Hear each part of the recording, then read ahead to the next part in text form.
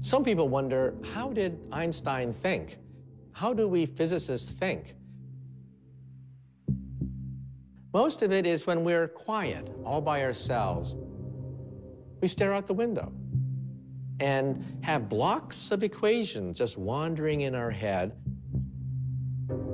until these equations fit together, and then we get a sheet of paper and scribble.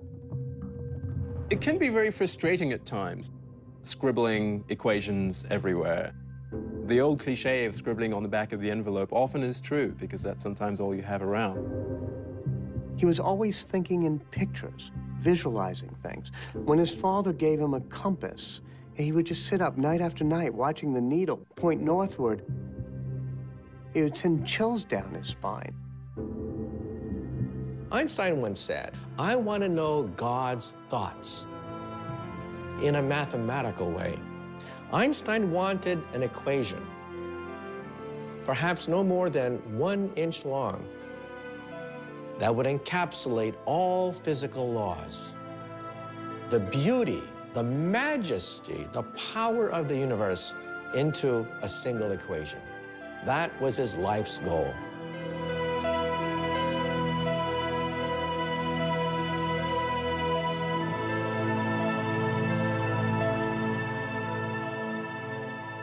In 1900, Albert Einstein is a 21-year-old undergraduate at the Swiss Federal Polytechnic.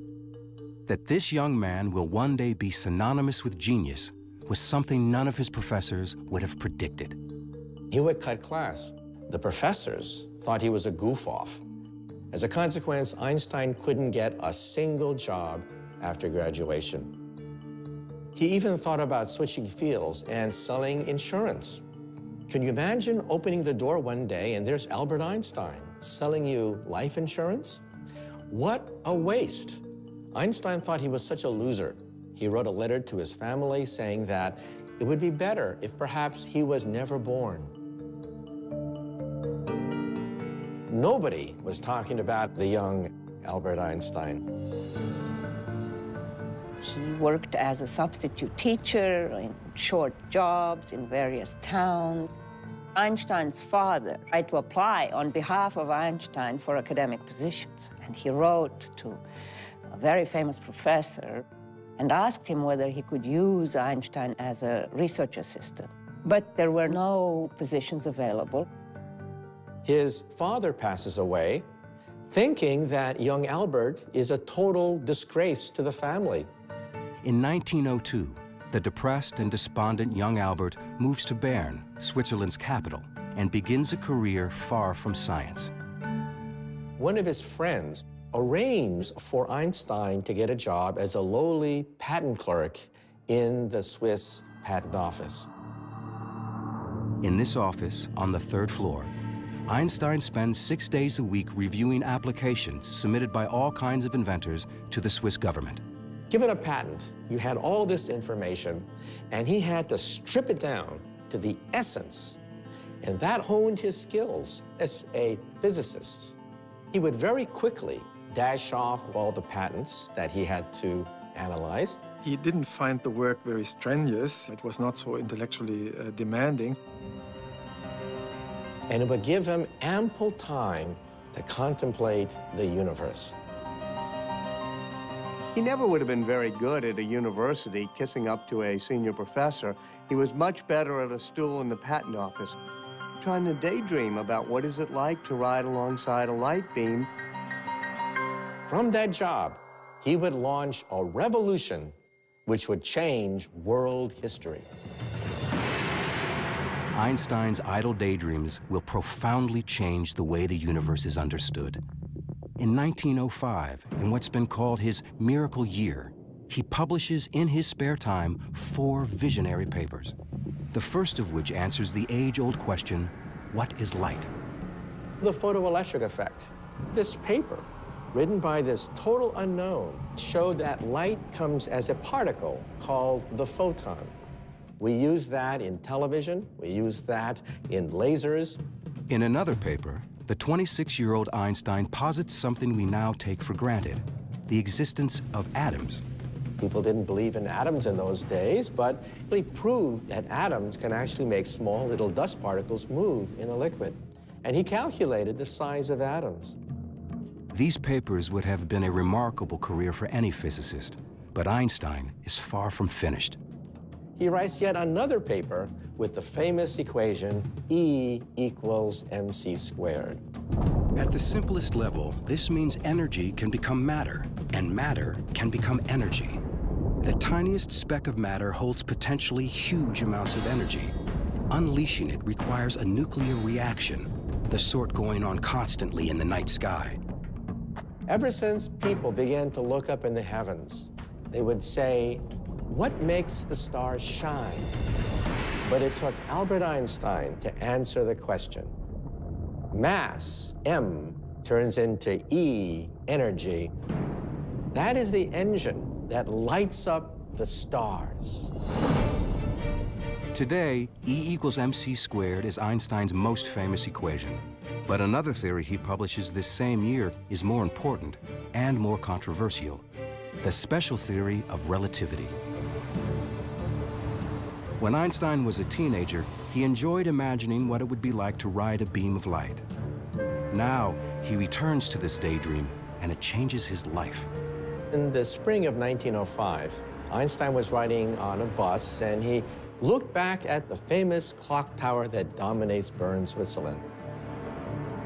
And then he imagined, what happens if that bus were racing near the speed of light? In his imagination, Einstein looks back at the clock tower, and what he sees is astonishing. As he reaches the speed of light, the hands of the clock appear frozen in time. Einstein would later write, a storm broke in my mind. All of a sudden, everything kept gushing forward. Einstein knows that back at the clock tower, time is passing normally. But on Einstein's light-speed bus, as he reaches the speed of light, the light from the clock can no longer catch up to him. The faster he races through space, the slower he moves through time. This insight sparks the birth of Einstein's special theory of relativity, which says that space and time are deeply connected. In fact, they are one and the same, a flexible fabric called space-time. Sitting alone on a city bus, Einstein believes he has glimpsed a secret of the universe. For Einstein, space was this place where stuff was, and it didn't do anything. It had stuff in it. And so space combined with time to become space-time is a more dynamic understanding of this arena that everything takes place in. It's becoming more alive in a way. He's saying very, very outlandish and very, very strange things. Rarely had anything so radical been submitted to Europe's most prestigious scientific journals. He was a complete outsider to the physics of his day, as he was, being in Switzerland, being a patent clerk. And yet he was ambitious enough to think that he could challenge the whole of the established physics at the time. You always hope that there will be total euphoria, that everybody will say this is a huge step forward in the subject. But that rarely happens. Whatever one's concept of time, it passes slowly for Einstein at the patent office. He submits papers to important scientific journals, the best scientific journals, and hopes for the best. And the best doesn't come for a while. He was anxious. What was the reaction of the physics community to his great paper? Silence. Einstein got very depressed. 3, 4, 5 months must have felt like an eternity to him. And then Einstein's papers fall into the hands of perhaps the one man who can fully understand him, Max Planck. Max Planck is the greatest theoretical physicist in Europe. Planck was the editor of the Annalen der Physik in Berlin. The most important physics journal of the time. Here was Max Planck reading this paper from this unknown physicist. And Max Planck says, there is something here. Planck recognized immediately that this was an important paper from an important young scholar. The relativity paper was published in June 1905. That volume, number 17, is now one of the most famous publications in the history of science. At the time, Einstein wasn't even a scientist. He's still applying for jobs at colleges, high schools, always getting rejected. We call it Einstein's miracle year. It is certainly not a time that he would describe himself as a miracle year. Miracles convey a sense of something happening easily. I don't think that Planck knew that Einstein was a patent clerk of the 3rd class. So he must have then become curious about who this unknown Albert Einstein in Bern was. This unknown Einstein is in fact the father of a 1-year-old son and husband to a quiet and serious fellow student from the Swiss Polytechnic, Mileva Maric. When he was at the Polytechnic in Zurich, he was quite a ladies' man. He would play his violin at ladies' luncheons and cocktail parties, so he knew quite a few young women in his day. But Mileva caught his eye. Mileva is the only woman in the class. Here was a physicist. He was smitten. In a temporary detour from their shared scientific passions, Albert and Mileva are married in 1903. A year later, their first son, Hans Albert, is born. The Einstein family lives in this small 2-room apartment in the Swiss capital. The rather limited circumstances in which they lived were not what he would have hoped for at this stage in his life. Mileva had always wanted to be a great physicist, but she flunks her exams at the end of her terms at the Zurich Polytech. She becomes a sounding board on all the great miracle year papers of 1905, especially the special relativity paper. She helps type it up, she helps check the math, but she ends up being a housewife. Einstein is trying to do his scientific work at the same time that he's working 6 days a week. In 1907, Einstein agrees to write a new article explaining special relativity. But when he re-examines his theory, he finds it seriously limited. It was called special relativity for a reason, and that was because it really only dealt with moving at constant speeds. In other words, Einstein's special theory of relativity only applies to a special case, an object moving in one direction at a constant speed. But Einstein wants to understand the real world, and the real world doesn't work that way. Einstein realized that his theory failed for accelerations. But in our universe, everything accelerates. On a bumpy road, jet airplanes, on a subway car, everything's accelerating. So there was a defect in special relativity. On Einstein's imaginary journey, if his speed varies at all, his theory, his notion of how objects behave in time and space, falls apart. His scientific mind wants it to apply to all cases. Einstein knows that for his theory to work, it has to account for everything in the universe. And that includes the pervasive and invisible force that holds everything together. Gravity. Gravity is everywhere. Gravity holds us to the floor. Gravity holds the sun together, the solar system together. Where was gravity in special relativity? Einstein wants to expand his special theory of relativity into a general theory of relativity, a theory that will explain not just time, but also gravity. He realizes he will be fighting more than 2 centuries of scientific thought, and his hero, Sir Isaac Newton.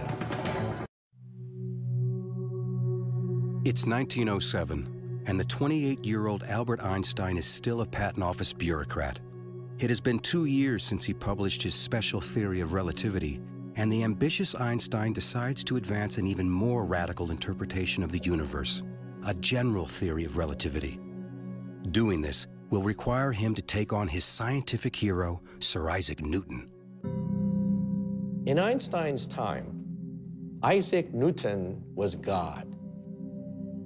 Newton was the founder of modern science. This is the actual first edition of Newton's Principia Mathematica of 1687. This priceless artifacts is the very, very famous book which became the foundation of universal physics for centuries, until Einstein upset the apple cart. It has been almost 250 years since the apple fell from the legendary tree on Isaac Newton's estate, giving Newton the inspiration to formulate his law of gravity. Newton said that if an object falls, it's because there's a mysterious force called gravity pulling it down. But you know, Isaac Newton himself was not satisfied by that. Objects move because they're pushed, not pulled. Objects move because they're pushed. So what is pushing this? Newton didn't know. So Newton simply threw his hands up and said, I don't know. So I'm going to invent something called gravitational pull. And Einstein said, no, this theory can't be right. He was prepared to simply go, I really want to solve this problem. I want to really understand the whole universe. Max Planck said to him, you can work on gravity if you want to, but there are two problems. You're not going to be successful. The problem is too hard. And if you do, no one will believe you. It's an extremely difficult task. It's not clear where to begin or how to go about doing it at all. Ultimately, the thing that gives him that clue turns out to be his old faithful way of reasoning, the thought experiment. So it's what you and I would call daydreaming, but he gets to call them thought experiments because he's Einstein. He's in his office at the patent office, looking out at the window, and he imagined a man working on a roof. And he begins to wonder what would happen if one of those men were to fall off the roof. And then he had the happiest thought of his life, the inspiration of the ages. He had a vision. The man will not actually be feeling his own weight. He would be weightless. And then he imagined, if you're in an elevator and somebody cuts the cord, what happens to you? You fall. But the elevator falls at the same rate you do, so you are weightless inside the elevator. So then Einstein got it. It's as though gravity's been switched off. What's really going on? There is no such thing as gravitational pull. The Earth has curved the space around me, and space is pushing me into this chair. Space itself can be curved. That's crazy sounding. Space is adjustable. It's actually malleable. Space and time are malleable. It's this flexible thing that can be twisted. You bring an object into space, and it distorts the space around it. Why does the Earth go around the sun? Most people would say, well, the sun's gravity is yanking the Earth toward the sun in a circle. Wrong. The Earth is going around the sun because the sun has warped the space around the Earth, and space is pushing the Earth toward the sun. He had a new theory of gravity, a new theory of the universe. Einstein publishes his ideas about gravity. At the same time, his work on the atom brings him increased attention. As a result, in 1911, he's offered a position as a full-time scientist at the University of Zurich. The 32-year-old patent clerk finally leaves Bern to become, for the first time, Professor Albert Einstein. People start realizing that those miracle year papers of 1905 are probably right. And he starts getting invited to the Solvay conferences, which are the gatherings of the greatest physicists in Europe. Convened by the Belgian philanthropist Ernest Solvay, these conferences bring together the greatest scientific minds in Europe, and Albert Einstein is among them. In fact, he's the youngest professor there. He made an impression. He was friendly, he was funny, and he was smart, really smart, and people saw that. That was also a moment when Mileva must have perceived that she was still part of this small Bern world, whereas Einstein had become part of a bigger world. She writes these plaintive letters saying, tell me about it. I wish I were there. I would love to meet these great scientists. It was always my dream to meet these great scientists. She became jealous of not only the other physicists, but of physics itself. Einstein's lectures become the talk of scientific Europe, and he's invited to speak in Berlin, capital of the country in which he was born. Berlin at the time was the most vibrant city in Central Europe. Einstein hadn't been in Germany since he left at age 15 to avoid the draft. He renounced his German citizenship the next year. While Einstein was in Berlin, mainly to visit colleagues, he was also invited by a cousin. A first cousin named Elsa Einstein. They had known each other as kids, but Einstein had lost track of her. Living on her own, had divorced, she had 2 daughters. She's just the opposite of Mileva. She's not a scientist, she's not an intellectual, but she loves making big old dinners and taking care of Einstein. They liked each other's company, taking long walks, looking at the boats, and he must have been fascinated by her. Einstein returns to Zurich. They exchange fiery love letters. And at one point, it becomes so strong that Einstein says, please don't write me anymore. This isn't going to work. He must have felt that this was an overcomplex situation, even for an Albert Einstein. If the mysteries of the heart elude Einstein, the mysteries of the universe trouble him even more.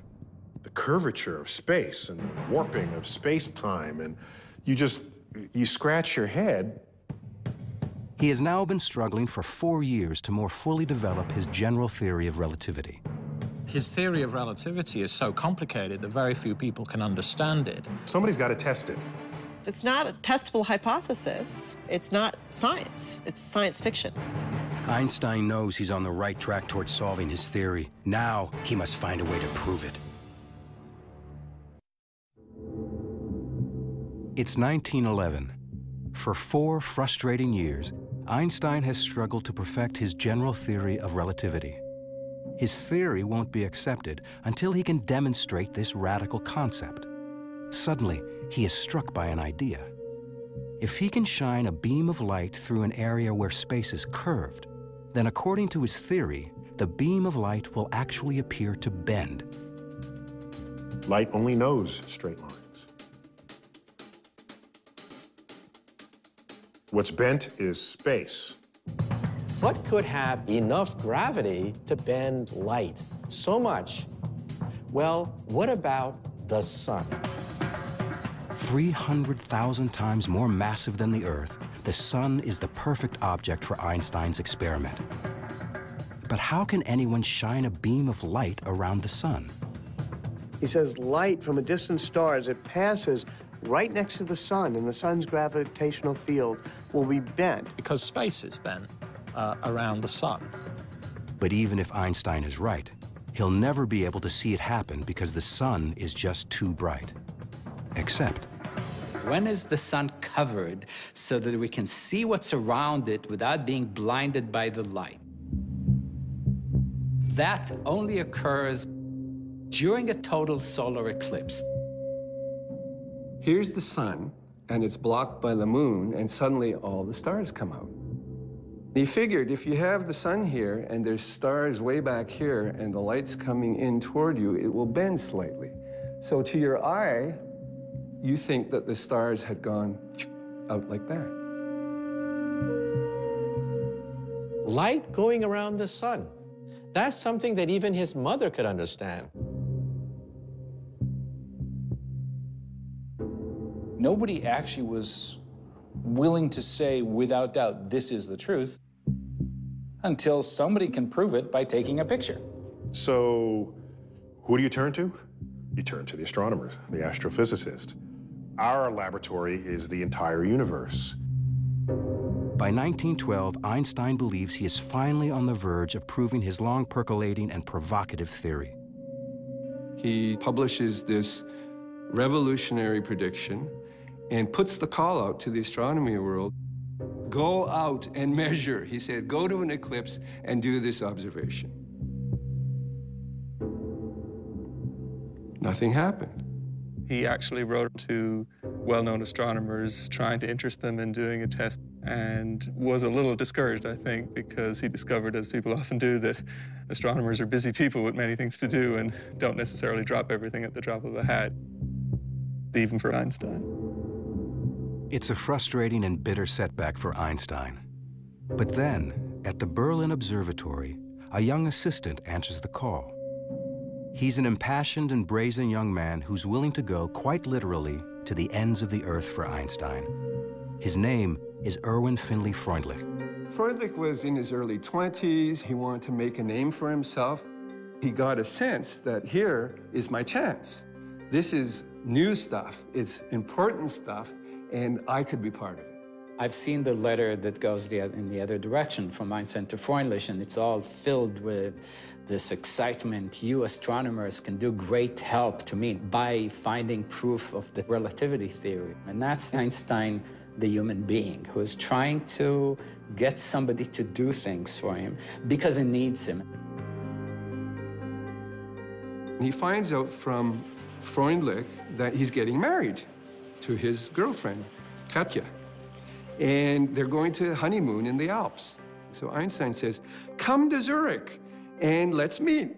Freundlich is on his honeymoon with his bride, and he goes to meet Einstein. He's looking for him out the window, and there he is. There's Einstein. He can recognize him because he's wearing this straw hat, and he's standing out like a sore thumb. And this is the famous Einstein that he's corresponding with this prediction and this great opportunity.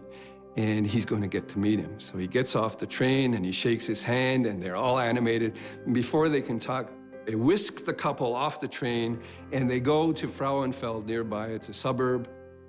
To their surprise, the newlyweds are spending their honeymoon in an auditorium, listening to Einstein speak. And in the middle of the lecture, Einstein says, we need this eclipse test, and the man who's going to decide is sitting in the audience. His name's Erwin Freundlich, and there he is, and everyone looks, and Freundlich has to stand up and be recognized. And so Freundlich was thrilled, you know, this recognition at this great meeting. On the way back to Zurich, Einstein engages Freundlich in an intense discussion about gravitation while the new fiancée, Katja, just looks at the scenery.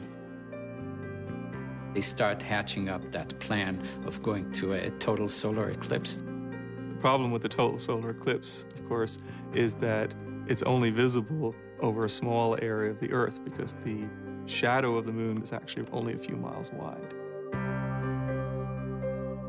They get these tables and they realize that the next total solar eclipse will occur in the Crimea, which is in Russian territory, on the 21st of August, 1914.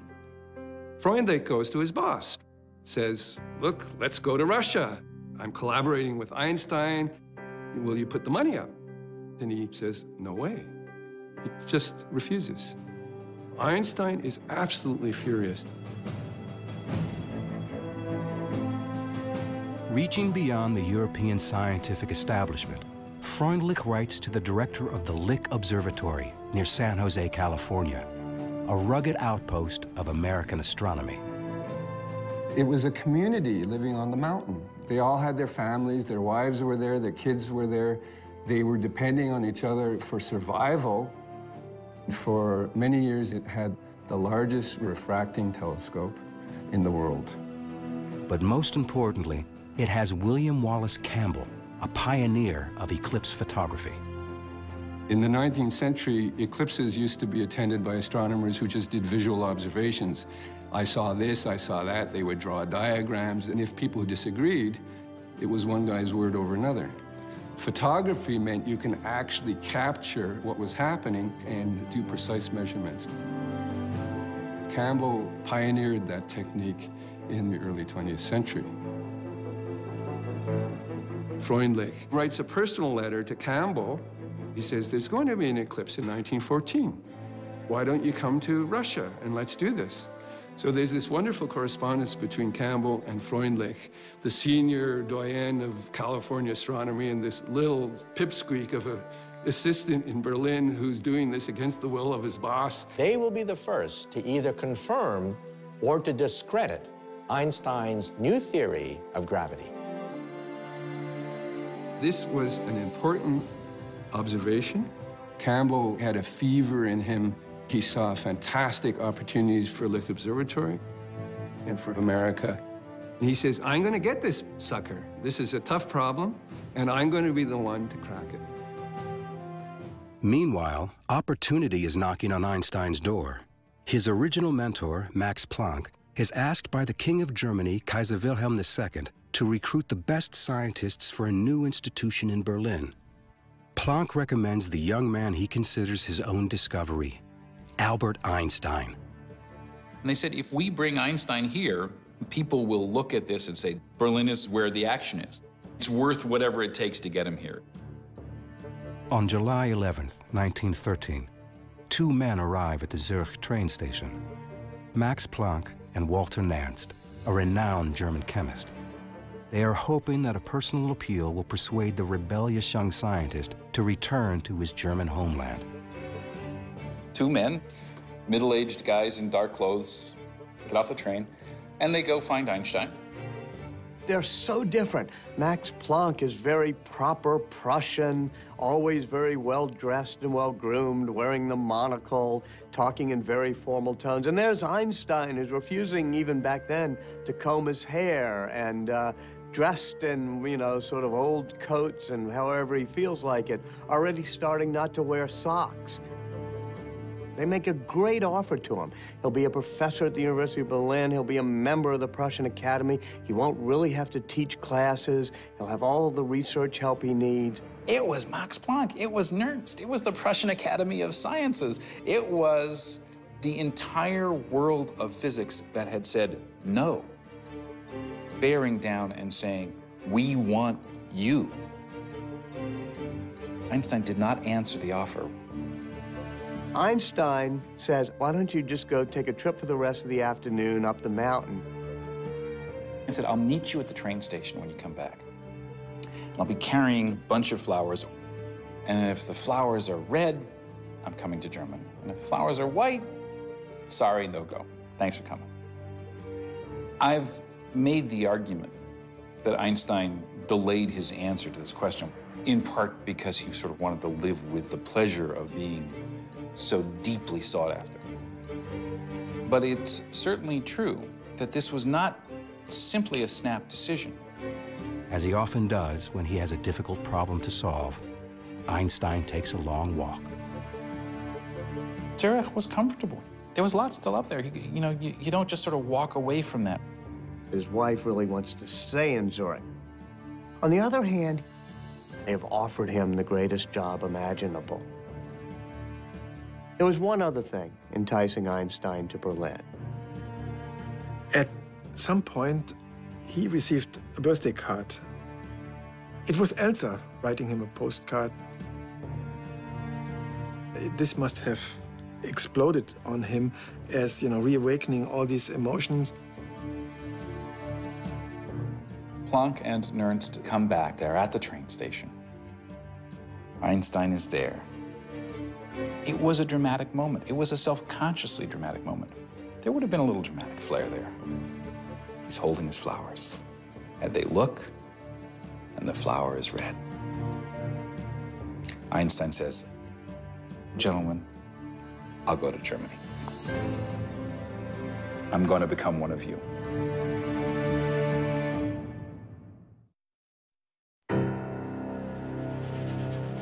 By April 1914, Einstein's world is looking brighter. The solar eclipse needed to help prove Einstein's long-gestating general theory of relativity is only 4 months away, and Einstein is on his way to Berlin to join the Kaiser Wilhelm Institute, an elite group of scientists working under Fritz Haber, the institute's director. Fritz Haber was one of the greatest chemists of the 20th century. He developed a process that could be used in producing an artificial fertilizer with the help of which millions could be fed. And he was a hero. Haber and his family host Einstein's wife, Mileva Maric, while she looks for an apartment for herself, Albert, and their 2 children. Haber observes that resettling in Berlin seems to be unsettling relations between Einstein and his wife. Mileva always was a brooding and somewhat despondent woman. And in Berlin, it gets much worse. He's dallying with his cousin, Elsa. Einstein is a very brutally honest guy, so every now and then he apparently would tell Mileva about Elsa. And they start fighting with each other. Not surprisingly, the man who approaches the universe in a unique way has a rather unconventional approach to married life. Einstein gives Mileva an ultimatum. If you want to stay married to me, you have to do the following things. It's a contract. It says you have to bring me my meals in my room. You have to speak to me only when I want to have conversation. You're not to expect intimacies from me. More power to her. She doesn't sign this contract. She decides, no, I'm not going to go for that. She goes and stays again with Haber and his wife, Clara. In that time, Haber is sort of a go-between and is negotiating. He's trying to hold them together. He's the one who keeps seeing if maybe they can come to an accommodation. They both respect him. But Haber's best efforts to save the Einsteins' marriage are a failure. The decision to split is finally irrevocable, and Einstein says it's not going to happen. Lacking enough money to support two households, Einstein makes Mileva a brazenly self-confident proposition. He offers her a deal. He says to her, one of these days, one of my papers will win the Nobel Prize. If you give me a divorce, I'll give you the money. Now, this is an amazing sum of money. She could end up very wealthy, and she could move back to Zurich with the kids. He is sure he's going to get a Nobel Prize. Mileva's not quite sure. She's a scientist. She calculates the odds. She consults with Fritz Haber. She decides to take the bet. Mileva takes the two young boys, and Einstein accompanies her, along with Fritz Haber. Einstein has to go to the train station, say goodbye to his boys. And he starts crying. Haber's never seen him cry before. This was a really quite devastating moment for him, and Haber was the man he was with, sort of holding him up through this moment. Einstein has staked his children's future on winning the Nobel Prize, by no means a sure bet. He is dependent on Erwin Freundlich and William Campbell to bring him photos of the total solar eclipse so he can see how the stars seem to move. Shortly before saying goodbye to Mileva and the boys, Einstein has another farewell at the Berlin train station. There is Freundlich with his two buddies about to leave Berlin. Einstein is there. He's very, very anxious. Freundlich and two of his colleagues are lugging 4 astronomical cameras and cumbersome equipment on a long and treacherous journey. They're going to take a train and go all the way to the Crimea in Russian territory. Freundlich and Campbell hope to maximize their chances of good weather and good eclipse photographs by camping in different sites. Freundlich's party sets up in southeastern Crimea. Campbell locates near Kiev. They are both determined, despite the frightening and spreading rumors of a world war. Then the worst happens. On June 28, 1914, the Archduke Franz Ferdinand of Austria is assassinated. The German Kaiser declares war on Russia, and Einstein's eclipse expeditions are suddenly in jeopardy. Einstein is really worried. Einstein has no way to warn them. Didn't know what was going to happen. And then, deep in the Crimean forest, the war comes to Freundlich's camp. Freundlich suddenly sees some uniformed Russian officers coming to his camp and asking him for his papers. Heart starts going beep, beep, beep. Russians come over to see what they're doing and realize these are Germans with a telescope. And they start tearing down his equipment. Get off my equipment. I have to observe an eclipse. These are our possessions now. Your country declared war on us. You have nothing to say. They arrest them immediately. There's no questions asked, and they are considered spies. Herr Freundlich, you are now a prisoner of war. What? Campbell, an American, is neutral. And the Russians allowed them to continue to observe the eclipse. They had come all this way, spent all this money, survived the fact that war broke out, and clouds ruined their plans. Total failure. Not only does Campbell fail to get his photograph, but he is forced to abandon his state-of-the-art equipment. Because he is an American, Campbell is not arrested, but he leaves for home a defeated man. Campbell says one wants to come home by the back door and see nobody. Einstein in Berlin is shattered. The expeditions are failures. Freundlich and his team spend several months as prisoners of war in Russia. For Einstein, it is a disaster. Proof of his most revolutionary theory, general relativity, is slipping between his fingers.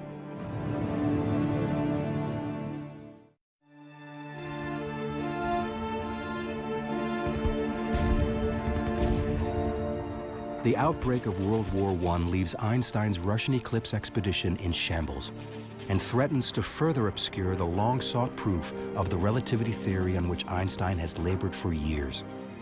The war killed communication between scientists. The open exchange of ideas was gone overnight. Ties were cut. Once the United States joins the war, astronomer William Campbell sees things differently. Campbell dedicated himself to the eclipse problem, independently of his former colleague from Germany, who he now viewed as the enemy. In Berlin, the whole atmosphere changed. When Einstein looked out of his window, he would see a lot of patriotism. In his eyes, a whole nation went crazy. All of Einstein's expectations of the kind of city he was going to live in disappear. They're gone. Hundreds of thousands of German young men marched enthusiastically. His best colleagues, Planck and Haber, were enthusiastic about the war. His close friend Fritz Haber, like Einstein, was born German and Jewish. Fritz Haber converted to Christianity, and he tried to assimilate as much as possible. One of his great moments of pride when he actually received a commission in the German army. Really almost unheard of award for a converted Jew. Einstein saw this as ridiculous. Haber said, I'm a chemist. I understand the chemistry of the chlorine atom very well. I know that chlorine gas is poisonous. Can I turn this into a useful weapon? Haber felt he could construct a devastating enough weapon that it would end the war quickly. Thus, a humane outcome. The institute Haber directs is turned into testing gas to be deployed on the Western Front. Einstein has an office in Haber's institute. Einstein was disgusted by the eagerness with which Haber, first amongst his colleagues, but many of his colleagues, went looking for ways to kill people and kill them more effectively. Haber was one of the first to develop terrible weapons out of the potential of science. Early in the war, Haber's new mystery weapon, poison gas, is tested on a Belgian battlefield. Haber was there and said, release the weapon. This low cloud drifted over the battlefield, and the cloud just sort of forms. This was the first time this ever happened. Troops had seen things that looked much worse than this cloud, and the effect was devastating. I mean, the troops were just blown out of their trenches. Haber saw thousands of people die. Thousands of soldiers, about 5,000 soldiers. Your lungs begin to fill with fluid, and as the deterioration of your body continues, you can lie there on dry ground, in effect, drowning. Albert Einstein takes a look at his close friend and his, intimate professional colleague and says, in effect, you're pathological. This is grotesque. He writes a letter to a friend in Switzerland that says, all our supposed technological progress is like an axe in the hands of a madman. Haber never resented it. And it's so strange that he befriended Einstein so closely. They were living on different planets. The war posed a big dilemma for Einstein because in his personal relationships he respected and was even fond of his colleagues, but rejected their wholehearted support of the war. He comes across this very publicly hyped and published document called the Manifesto of '93, signed by 93 leading German academics, including the people who brought him to Berlin and the people he most values, Haber, and above all, Max Planck. The manifesto says Germany had to fight, it was justified and morally acceptable to fight in this war. And this shocked Einstein. In effect, a betrayal. This was the moment when Einstein realized that there were some things about life outside physics that were important enough that he had to actually go out on a limb and take some personal risk to defend. He actually tries to present a counter-manifesto of other German academics who say, no, there's something else out there besides national pride, national competitiveness, national fury. And 4 people signed the manifesto. It goes nowhere, never published, it fails. He becomes a pacifist. He becomes a war resistor. And Einstein was nearly alone. He's isolated. He's being rejected by his colleagues. His marriage is breaking up. He's having a custody battle for his kids. He immerses himself in his science. The isolation has a positive outcome as Einstein looks again at his general relativity theory. He refocuses on the mathematical equations. One day, he looked back at the calculation for the bending of light as it goes around the sun, and he suddenly realized his earlier calculation was wrong. What would have been found had Freundlich done the observation was only half the deflection that's there, half the bending of the sunlight. It would have discredited Einstein's theory. It is an embarrassing but serendipitous discovery. For 3 years, Einstein has been urging astronomers to photograph an eclipse, which would prove an equation that he now believes to be wrong. Einstein has always considered the failed eclipse expeditions to be setbacks. In fact, they may have saved his career. The war raging all around him, the physicist retreats to his study. He had a little apartment, and most of his thinking was done in his study. Sometimes he can't quite visualize the curving of space. And what he does is he takes out his violin. He said that Mozart's music captured the harmonies of the universe. Playing the violin would help him think. Einstein had this prodigious ability to sit and think. It was called Sitzfleisch. People who knew him said he had this remarkable Sitzfleisch where he can concentrate on a problem for hours, for days, even years. In his office are lots of mathematical manuscripts with equations all over. And he's sitting there thinking, walking around, standing deep in thought. He's doing pure mathematics in his mind. Science is done by the seat of your pants. We have leaps of logic. We have years of wandering in the wilderness. We have frustration. We have pulling our hairs out. That is really the power of genius, the force of will to make all the mistakes necessary to get the right answer. There was never a moment of, oh no, I'm not going to have a theory. That, because of his ego, I don't think it ever occurred to him that he's not going to have a theory. What matters is you keep your eye on the prize. For Einstein, that prize is the Nobel, proceeds of which he has promised to Mileva and his 2 sons. In 1915, he's asked to present his general theory of relativity at a prestigious forum to the most important German scientists. Einstein accepts. But after 8 years of work, his theory still has 2 major problems. It's completely unproven, and the math appears to be flawed.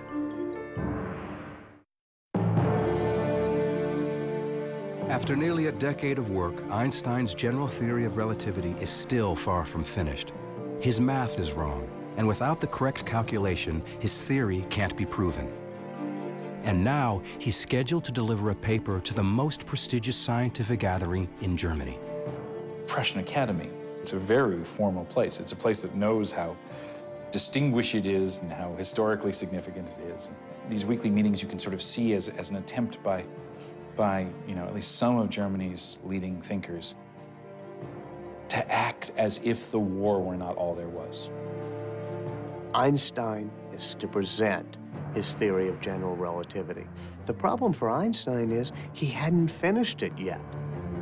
In the fall of 1915, Einstein was hardly thinking about anything else. He was completely focused on finding the solution to a puzzle that had occupied him for more than 8 years.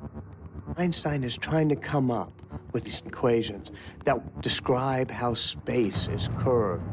And he's working deep into the night. If you look closely, it's really trial and error. You're not seeing a mathematician who just, throws the ideas, perfect formulas onto the paper of the notebook. He cancels everything and says nonsense. These terms disturb. So he's sort of talking to the math. Sometimes he turns the notebook around and then he, throws it away with disgust. It can be a real blow when an idea you've been working on doesn't work out. This gut-wrenching feeling. Since discovering his math error, Einstein believes he is making real progress. His equations are nearly complete. He accepts an invitation to speak at Göttingen University, essentially a dress rehearsal for the Prussian Academy. Einstein is up at the board writing his equations and trying to describe his problem. In the audience is one of the greatest mathematicians of all time, David Hilbert. Hilbert sits there and listens very carefully to Einstein. He thinks, I can solve the problem. I can do it better than Einstein. There's always this worry that you might get scooped. You become a little bit paranoid, or sometimes a lot paranoid. There's always this feeling I have when I have a good idea, which is that, well, if I've had this good idea, that probably means that someone else is going to have or has had this good idea too. Einstein goes back to Berlin, and Hilbert goes into his own office. And Hilbert sits there and thinks and tries to race Einstein to the big prize of general relativity. He was one of the greatest mathematicians of his time. A controversy between the two giants, a giant of physics and a giant of mathematics. Hilbert, the nasty guy here who thinks he can beat Einstein, starts working. Hilbert thought that physics was much too important to be left to the physicists, or the mathematicians should take care of it. Stakes are very high here. All or nothing. To unlock the secret of light, to unlock the secret of gravity. Nobody can ever say that Einstein is not a fantastic mathematician, because at that moment, the problem is distilled into pure mathematics. Several times, Einstein thought he had it. When he submitted one of the versions to the Prussian Academy, he wrote his son in Switzerland, you will later understand that this was a great day that changed history, and your father was, producing it. But it turned out again to be an erroneous version. He had to change it a week later once more. He had tried many alleys before, and they turned out to be dead ends. How long do you wait developing this idea, writing the paper, working out all the consequences before publishing it? Einstein had to be really afraid that Hilbert would actually take over the whole game and publish the final equations of general relativity before him. All of a sudden, he discovered that several pointers all seemed to point in the same direction. Einstein remembered that he had given up a very radical solution that he had stumbled upon already in 1912, and that he had then discarded because it looked just physically too unfamiliar, too unacceptable. But now, after he had tried out all these other alternatives, he was ready to return exactly to that equation, back to an equation that he had earlier considered and then discarded 3 years before. You realize that you've been wrong in a real flash of inspiration because you realized what you should be doing. He had it all in his drawer. And that's, of course, then a glorious moment. There it was, the equation that he had discarded, and now it looked much more promising, much more useful than it had in the winter of 1912. It isn't always a dark time when you realize that you're wrong. Sometimes it's a wonderful time. The excitement for Einstein comes with the realization that the answer for his new theory can be found in an old astronomical riddle. Einstein began to look at a mystery that had puzzled astronomers for generations. According to Isaac Newton, the planet Mercury should be going around the sun like this. But it was known for quite a while that the orbit of Mercury deviates from Newton's laws of motion. It tilts a little bit. So the orbit, instead of going like this, begins to tilt. And it begins to make a pattern like the petals of a flower. Einstein realizes his thoughts on gravity might explain Mercury's orbit in ways the Newton's law could not. Was Newton wrong? Einstein says, maybe it's my theory of gravity. Is this simple enough to explain all the experimental data?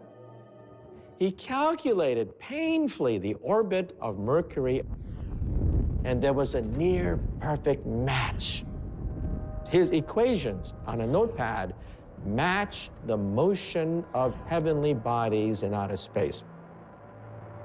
He has heart palpitations, and he suddenly realized, oh my God, the theory is correct. He was so filled with joy that he couldn't make his brain focus. And for Einstein, that's a big deal. He finally gets the equations right, just as David Hilbert does. There's a little bit of a dispute. Who got the equations first? There's a lot of rancor at that moment. Einstein gets so hurt. Hilbert was very gracious. He says it's Einstein's theory. Einstein deserves the credit. He is victorious. The theory is Einstein's. On November 25th, 1915, a momentarily triumphant Albert Einstein holds in his hands what he believes is the final equation for the general theory of relativity, his theory of gravity, just in time for his presentation at the Prussian Academy. He goes to the Academy and he speaks. Not for very long. It's a short paper.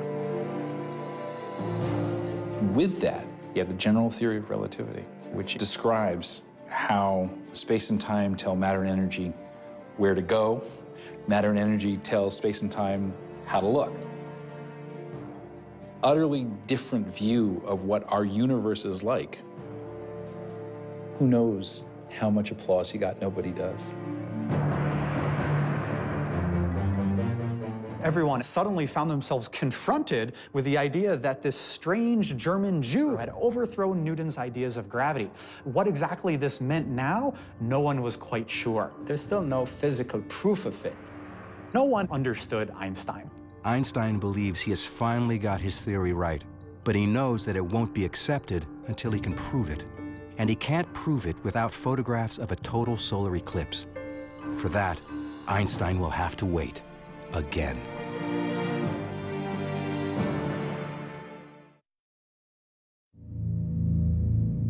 Einstein publishes his completed general theory of relativity in 1916 with the corrected mathematical equation. But there is still much work to be done. He needs photographs of a rare solar eclipse to prove the theory's accuracy. But in war-ravaged Berlin, now under blockade by the British, even the basic necessities of life are hard to come by. Surrounding him, Berlin was an impoverished city, and the hunger grew so bad that there were hunger riots. In the middle of a harsh winter, Einstein's intense productivity comes to a sudden halt. The reason he stops is he's exhausted and he's sick. Bad stomach problems. He's really, really, really sick.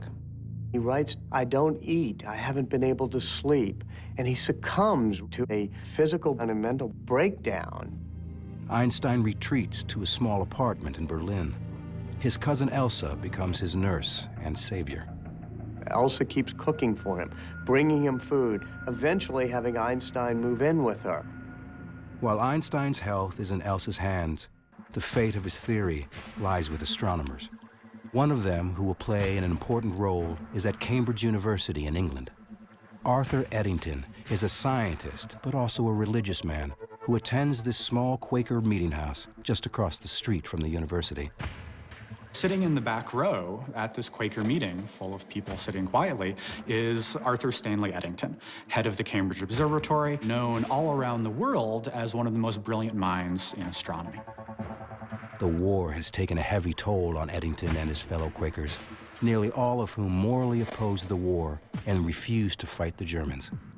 He's one of the few men left. It's just him and the women. Day by day, men were disappearing from these benches. Not because they were going off to fight in the war, but because they were being arrested for being conscientious objectors. Anti-German feeling cripples scientific communication. Eddington knows nothing of Einstein's new theory until February 1916, when he receives a package from a colleague in the neutral Netherlands, astronomer Willem de Sitter. Inside is a copy of Einstein's paper that de Sitter has translated into English. Eddington opens it up and realizes immediately that he's seeing something of tremendous scientific significance. And he writes back to de Sitter, no one in England knows about this, no one. So he asks de Sitter, tell me about this Einstein. De Sitter says, well, Einstein didn't like the war and in fact had written a manifesto against the war. And when Eddington hears this, he says, this is perfect.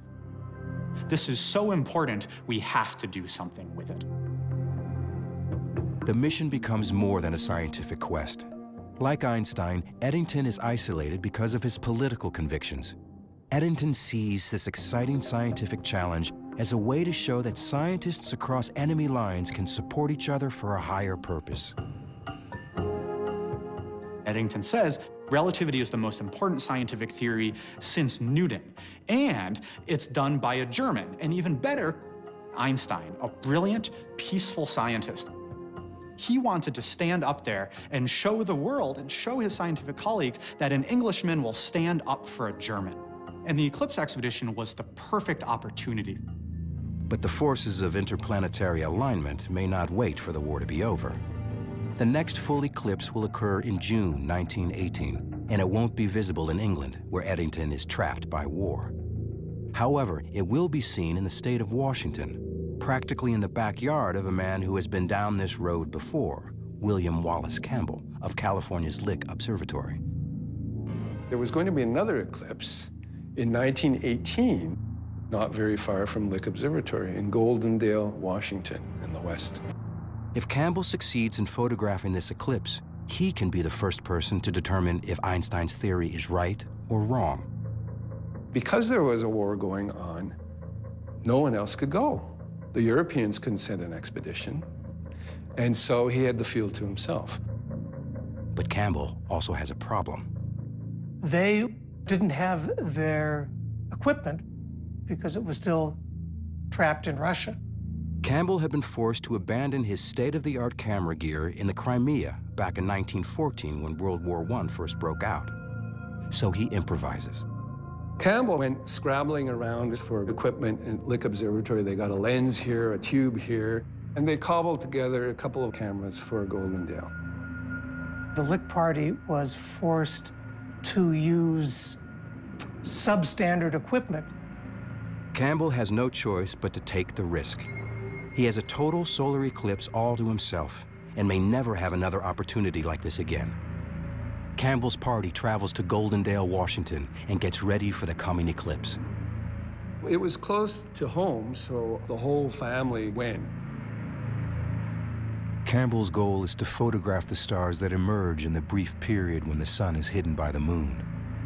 But on Saturday, June 8th, 1918, it seems that the universe is once again not ready to yield its secrets. Clouds moved in, and it looked like he wouldn't even get observations, and Russia would be repeated, which he hated. And suddenly, just at the crucial time, when they needed a clear sky, the clouds parted.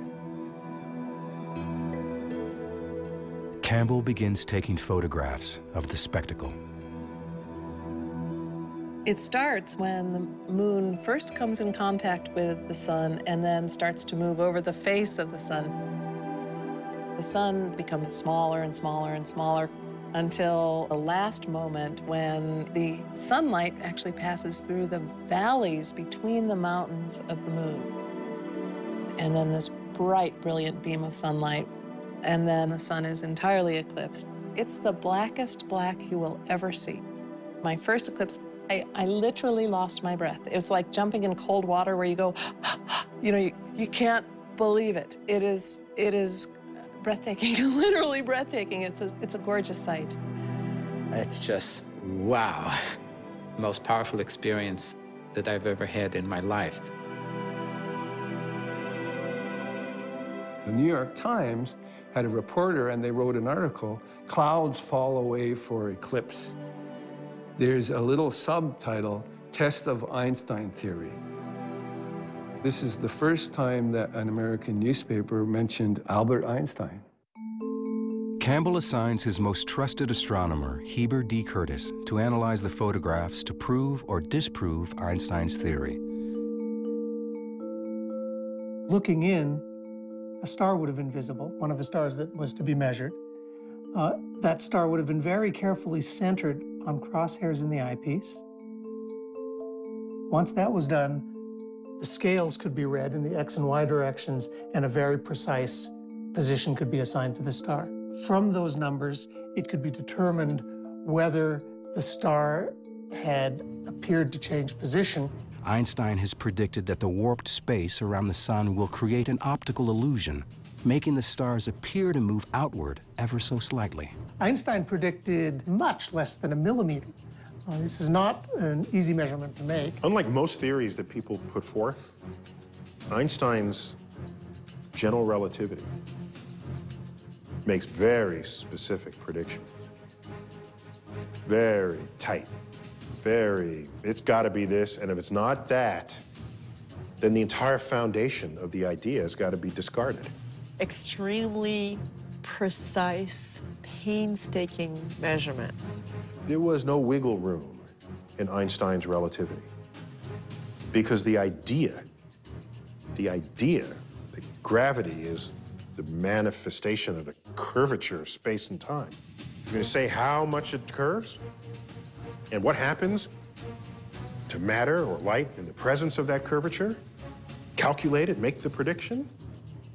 If the prediction doesn't come true, you don't go say, okay, let me see if I can tweak the theory. Not in this case. You can see on these pages the kind of labor that Curtis had to endure in order to make these measurements. There's page after page after page of this. Some pages crossed out. All you needed was one experiment to show that any aspect of relativity would fail. And he'd have to go back to the drawing board completely. Curtis looks at the stars and sees nothing unusual. They all appear in their normal places, which can only mean one thing. Einstein is wrong. But Campbell is unwilling to risk his reputation on improvised equipment. Nobody wants to reveal an answer until everything has been double-checked. The best tactic is total silence until you're absolutely sure what you found. Campbell orders Curtis to check his results again and again. As Curtis works in quiet isolation atop Mount Hamilton, Europe is in chaos. The order of Europe changed completely. We have 3 empires that disintegrate within weeks of each other. On November 9th, 1918, Kaiser Wilhelm abdicates the throne. Einstein notes in his lecture book, class canceled due to revolution. In the immediate aftermath of the war, German scientists, including Einstein, are still not allowed to travel. But Eddington can. Einstein learns that he is going to Africa to photograph a solar eclipse expected on May 29th, 1919. As Eddington leaves Cambridge, the hallways are full of crutches and canes. Cambridge begins to fill up with students again, but they're crippled or they're maimed. He had no fanfare. He's heading off on a lonely adventure. Eddington believes in Einstein and hopes to bring back proof of his controversial theory. But in California, astronomer William Campbell is preparing to deliver his own results, and the news appears to be devastating. On two fronts and two continents, the proof of Einstein's theory now hangs in the balance.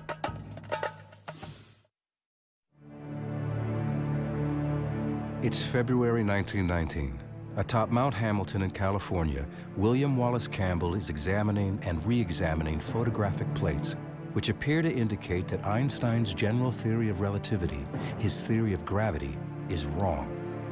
But Campbell has competition from British astronomer Arthur Eddington, who is on his way to photograph an eclipse in Africa.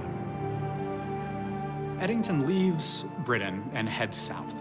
He's in his late 30s. Travel in those days was not comfortable. This is the tropics, the height of summer. It must have been a very unpleasant place to be. In May of 1919, after 10 weeks at sea, Eddington and his assistant arrive on the shores of Principe, a small island off the coast of West Africa. Malaria is a big problem. There are poisonous snakes. He has to hack his way through the jungle. They spend a month building a telescope in the middle of the jungle. The day of the eclipse, rain is coming rolling down. He's crushed. Phenomenal disappointment. But then suddenly, amazingly, a gap in the clouds. He sees a black moon. They have to begin taking photographs right then. They just start the device. The mirror begins to rotate, and then you put a photographic plate in the end of the telescope. It holds the film, and that plate has to be held with the telescope. Everything has to be aligned correctly. Take it out. Take out a new photographic plate. Put it in. Take it out. Put a new photographic plate in. And you try to get as many as you can. Tremendous race, but let's keep calm. Let's maintain composure. There's a great tendency to leave the lens cap on, to get the exposure incorrect, to make a fundamental error that would then ruin your career. Time is ticking away, the precious seconds. He doesn't really care about the sky going dark and everything. He's looking for the star that's right there by the sun, grazing the sun. He's so busy working the telescope and switching out the photographic plates that, as he says it, he just had to do it in faith. He basically had to trust that something was going to appear on his plates. Like Campbell before him, Eddington is in for a crushing disappointment. He quickly discovered that most of his plates were worthless. The clouds have obscured nearly all the stars on every single photograph. But the very last few plates had just a few stars, which gave him some encouragement that he was going to be able to salvage something. You can imagine Eddington in this remote island, sitting down with a micrometer, a measuring machine, and looking, this distinguished theorist looking at these plates. His discipline is phenomenal. Now, to make these measurements, it's difficult. We're sitting here under this thick layer of atmosphere. Light comes from the distant reaches of the universe, and then it gets like jiggled and wiggled and smeared as it gets through the atmosphere. And by the time you're looking at starlight, which should be a pristine point of light, it's the smudge. It's a smudge. It quickly became apparent that it was going to be a much, much more difficult job. They're doing these precise measurements in the middle of the jungle. He can't wait to get back to Britain. Of course, it's going to take him months to get back. Einstein was waiting very anxiously. He was getting a lot of letters from friends and colleagues asking if any news was afoot.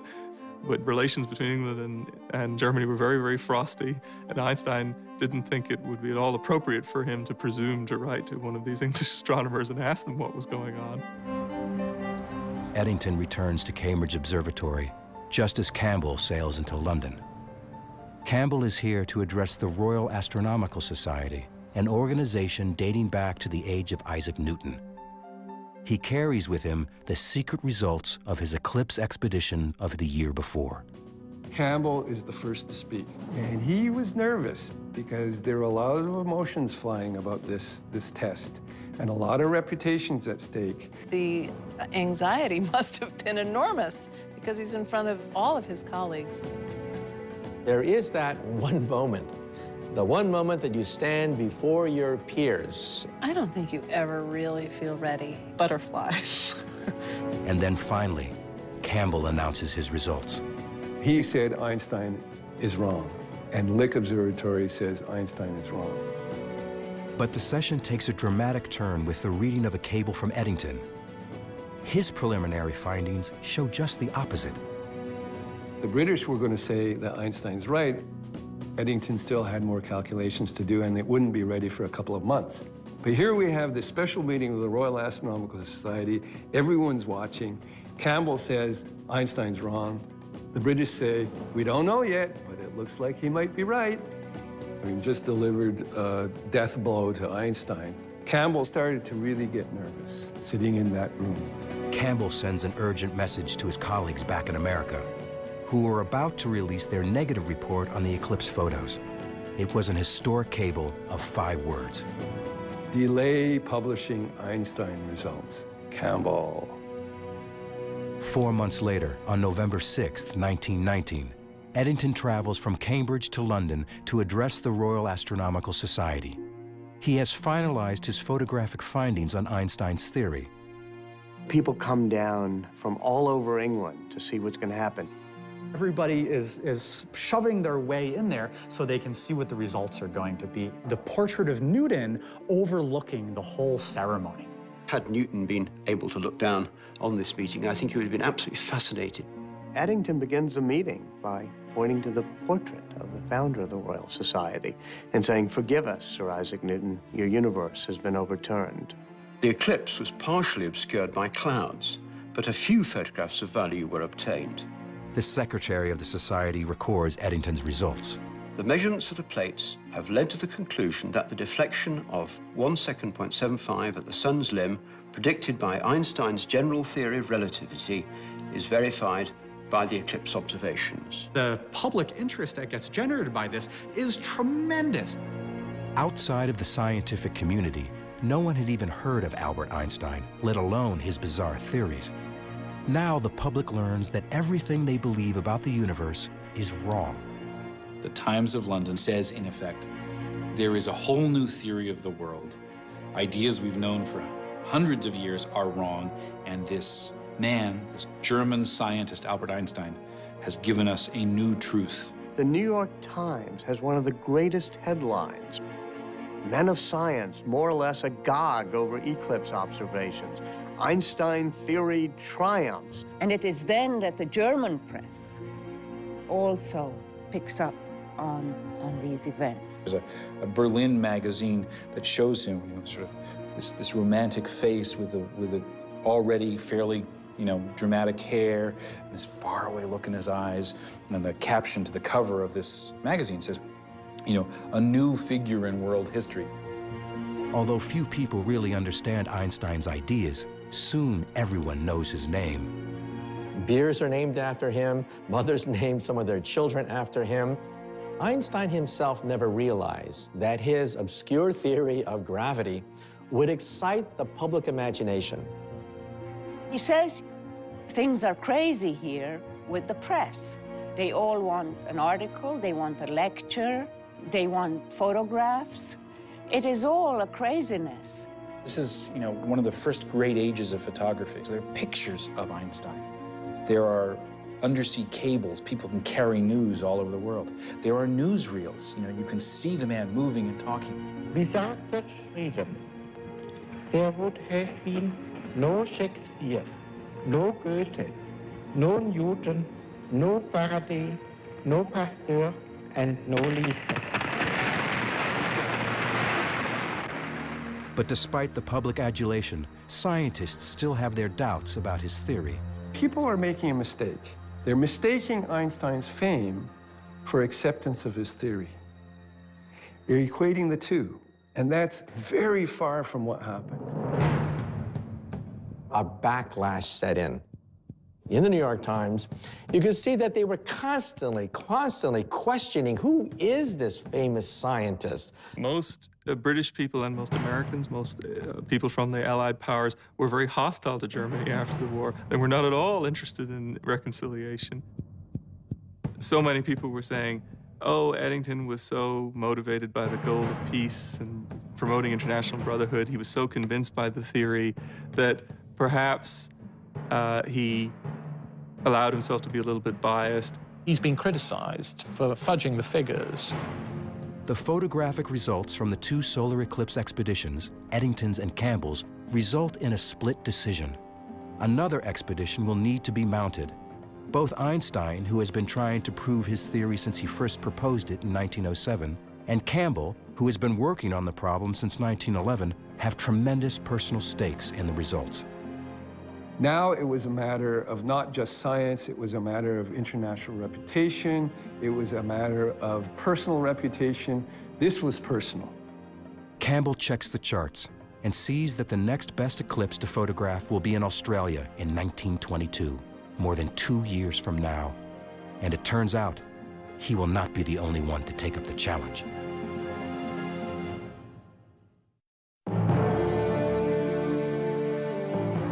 It's 1921, and the 42-year-old Albert Einstein becomes science's first superstar. Einstein has this sort of victory tour of the world. In America, the newspapers are reporting as the boat goes across the Atlantic, Einstein is coming. But there are 15,000 people waiting to meet Einstein in Lower Manhattan. This is for a theoretical physicist. He traveled all up and down the East Coast through the Midwest. Einstein is a total phenomenon. But more importantly for Einstein, the scientific community is still debating whether his theory is correct. And the more attention Einstein gets, the more his theory is thrown into doubt. Einstein is being exposed to increasing criticism of his theory of relativity. People said, we have to redo the test. In September of 1922, a total solar eclipse will be fully visible in Australia, and William Wallace Campbell sees an opportunity to set things right once and for all. He started making plans to completely redo his equipment. Completely redesigned entirely with this measurement in mind. This was the Cadillac of Einstein effect measuring equipment. The first eclipse point was the very, very, very westernmost part of Australia, on a place called 90 Mile Beach. But this time, Campbell is not the only one pursuing this goal. 7, count them, 7 expeditions went to Australia. The British sent an expedition. Freundlich led an expedition. It was the first time he had a chance since Russia. John Evershed, a British astronomer, was able to come from India. The Canadians sent an expedition, and 2 Australian expeditions went. Serious competition to Campbell. The British and Freundlich got clouded out. One of the Australians couldn't get any data. Their equipment was lousy. Poor Evershed from India had beautiful clear skies, but he had technical difficulties, so he got nothing. Campbell, now in his 3rd expedition, is much better prepared. He gets perfect results. And they showed, I think, 92 stars that the Einstein effect was not only there, but it behaved as Einstein predicted, very clearly, very unambiguously. This is one of the lenses which confirmed the theory of relativity. The light actually passed through this lens and actually fell on this plate. This stuff is way cool. I mean, this is the heart. The stars that could be seen around the eclipsed sun, here highlighted, showed just the deflection predicted by relativity. They nailed it. Einstein was so right. It is a proud personal achievement for Campbell and a landmark moment for science. The Lick Party finally succeeds, gets extraordinarily good results, and resoundingly corroborates Eddington's 1919 measurements. Now, who was the first person that Campbell sent a cable to with the result? Albert Einstein. He wanted Einstein to know, boy, did we vindicate you. Boy, did we show that Eddington was right, despite what all the scoffers are saying. For Einstein, this was a tremendous triumph. The eclipse expedition gives us amazing proof of something that looks theoretical, and yet it's very much part of our lives. They showed that space-time around the sun was curving. It was a whole new way of thinking about how gravity works. How strange is that? That's completely against our intuition. But it's what the data showed. And you cannot argue with the data. Nature agrees. Yes, Einstein, that's a beautiful theory. You're right. Finally, 15 years after he first proposed his radical general theory of relativity, upending more than 2 centuries of scientific thought, Einstein is victorious and vindicated. Almost. The Nobel Committee rejected him in 1919 and in 1920 and in 1921 because no one accepted the theory of relativity. Einstein had promised the money from the prize as part of his divorce from Mileva and his support for his 2 sons. Mileva has resigned to the divorce, living with the boys in Zurich, waiting for the money from the Nobel Prize to come her way. She's actually relying on it. Now, it's not until 1922 that they finally announce his Nobel Prize. And one of the ironies, he never gets it for the theory of relativity. Instead, Einstein receives it for the first of his Miracle Year papers, which describes the photoelectric effect. This work becomes the foundation for quantum mechanics and unlocks the secrets of the atom. To Einstein's former wife, Mileva, the prize means something more down to earth. She gets the money and she ends up buying 3 apartment buildings in Zurich. Mileva did not make a very good living from these investments, but she survived. For Einstein's cousin Elsa, who has nursed him through the bad times and waited patiently for years, there is also a victory of sorts. She has convinced Einstein to marry her. Great surprise. It was a strange marriage. Einstein had many lovers afterwards, and he never felt that this was sort of, the perfect way of life for him. But she loved being Mrs. Einstein. She loved traveling with him. She loved the prestige and the glory that came from being his wife. As the world recovers from a horrific war, it embraces a man with the obscure occupation of theoretical physicist and turns him into a global icon. Here you have the end of the most destructive war in European memory. And here this pacifist saint comes along with a wild halo of hair, piercing eyes, and people on all sides of the Atlantic, in Germany and in England and in America, could all celebrate him as a man of peace, but also somebody whose science transcended the horrors of war. That's where the emotional resonance of his accomplishment came, I think. And that's why people seized on him, not just as a smart guy, but as a symbol, maybe an all-purpose symbol of what humanity can do well in the context of what humanity has clearly done so terribly. His story, the solo scientist who turns the world upside down, is enticing. Alone in his studio, using only his mind and a pencil, Einstein made bizarre discoveries as intriguing to the public as the most talked about music and movies of the day. They loved the mystery. Einstein himself said so. The fact that there are these wonderful words of the 4th dimension, bending of space, time warps, all that kind of thing. It's great. Light moves in ways you don't expect. These are kind of romantic ideas. These are, mind-bending ideas, and people picked up on them in all kinds of ways. And it had this cool quality to it. He could see in ways that no one else could. He put together elements of the universe that others had not imagined would fit together. The general theory of relativity is one of the greatest achievements of the human mind. If you think about it, the entire modern age, the age of laser beams, telecommunications, satellites, that age was opened up by the work of Albert Einstein.